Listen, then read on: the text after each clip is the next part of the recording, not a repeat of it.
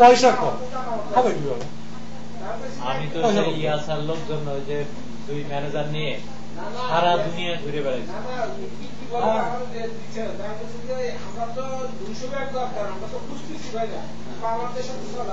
কোন জায়গায়